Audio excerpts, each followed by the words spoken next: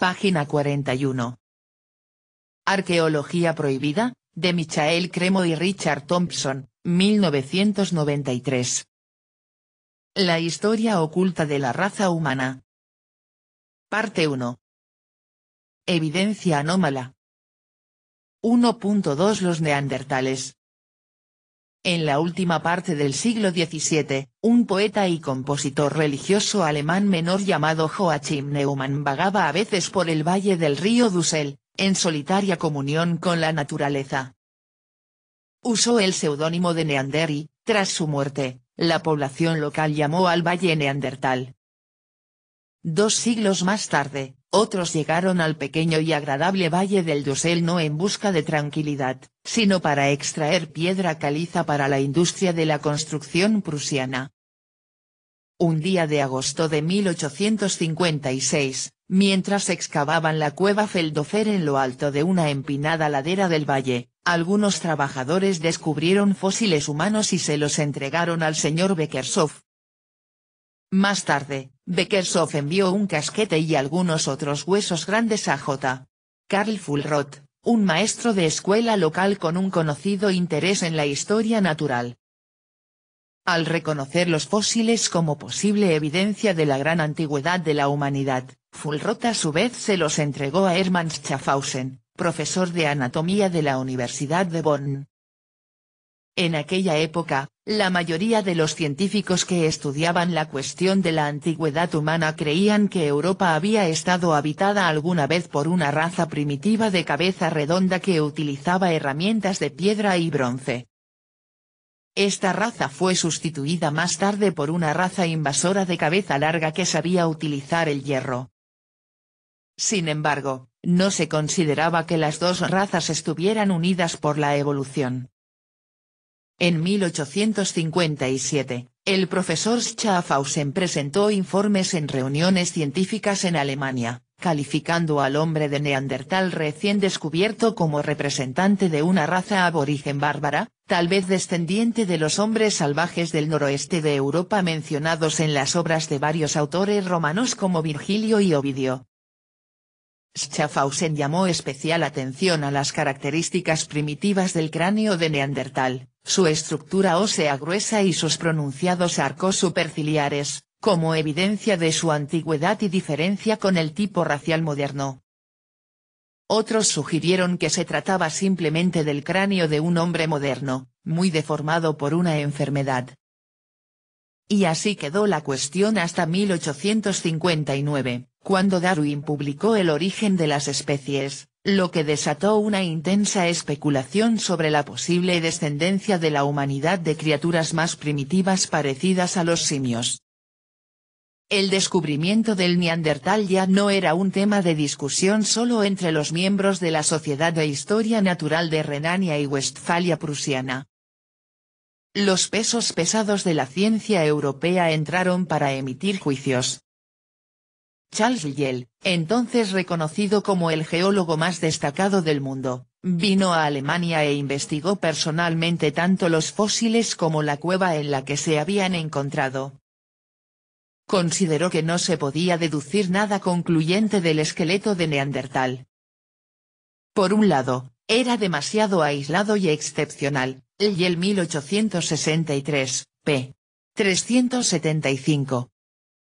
¿Cómo podrían extraerse generalizaciones sobre la prehistoria humana a partir de un solo conjunto de huesos que tenía algunas características anormales y simiescas? Lyell también consideró que su edad era demasiado incierta. A los depósitos de cuevas no estratificadas en las que se había encontrado no se les pudo asignar un lugar en la secuencia de periodos geológicos.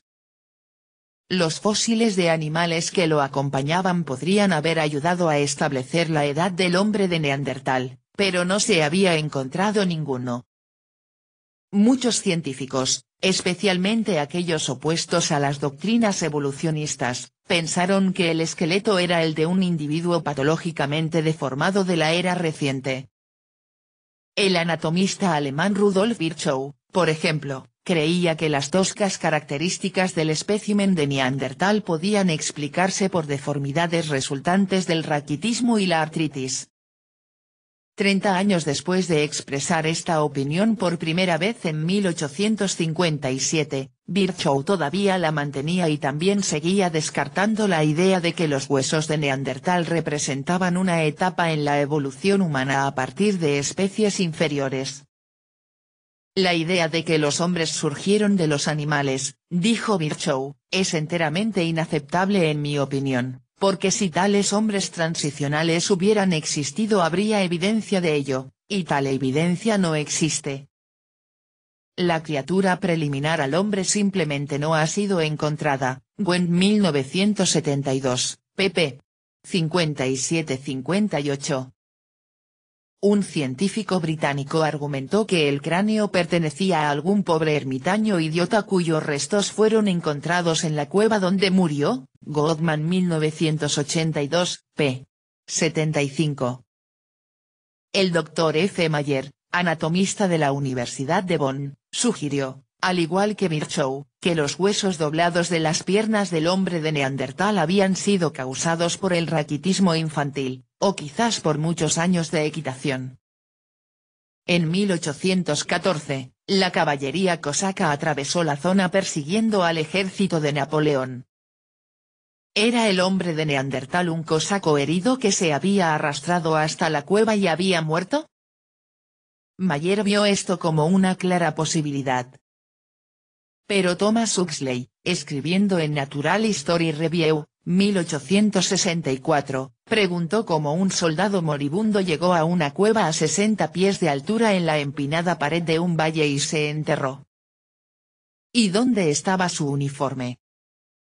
Un viejo cráneo desenterrado en la cantera de Forbe, durante la construcción de las fortificaciones en Gibraltar en 1848. Entró en el debate sobre la investigación. El cráneo fósil resultó ser bastante similar al espécimen de la cueva Feldhofer, lo que llevó a George Busk, profesor de anatomía en la Royal College of Surgery, al escribir en 1863, el cráneo de Gibraltar aumenta enormemente el valor científico del espécimen de Neandertal, demostrando que este último no representa una mera peculiaridad individual, sino que puede haber sido característico de una raza que se extiende desde el Rin hasta las columnas de Hércules. Incluso el profesor Mayer difícilmente supondría que un cosaco desvencijado involucrado en la campaña de 1814 se hubiera deslizado en una fisura sellada en el peñón de Gibraltar. Goldman 1982, p. 77. En 1865, Hugh Falconer dijo que el cráneo de Gibraltar representaba un tipo muy bajo de humanidad, muy bajo y salvaje, y de extrema antigüedad, pero todavía un hombre y no a medio camino entre un hombre y un mono y ciertamente no es el eslabón perdido. Millar 1972, pag.62. De manera similar, Huxley concluyó, después de examinar los dibujos detallados del cráneo de Neandertal que le envió Lyell, que los neandertales no eran el eslabón perdido que buscaban los científicos.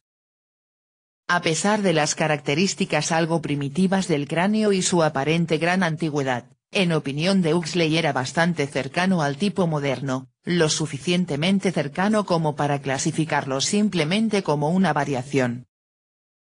En ningún sentido, dijo, pueden considerarse los huesos de Neandertal como los restos de un ser humano intermedio entre los hombres y los simios. Huxley 1911, p. 205.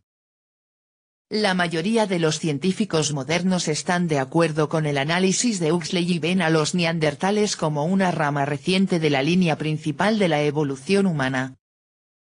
A los neandertales a veces se les denomina Homo sapiens neanderthalensis, lo que indica una estrecha relación con el tipo humano moderno. Huxley, 1911, pas. 207-208, continuó preguntando, ¿dónde, entonces, debemos buscar el hombre primitivo? ¿El Homo sapiens más antiguo fue del Plioceno o del Mioceno, o aún más antiguo? En estratos aún más antiguos, aguardan las investigaciones de algún paleontólogo nonato los huesos fosilizados de un simio más antropoide, o de un hombre más pitecoide, que cualquier otro conocido hasta ahora. El tiempo lo mostrará. Página 44.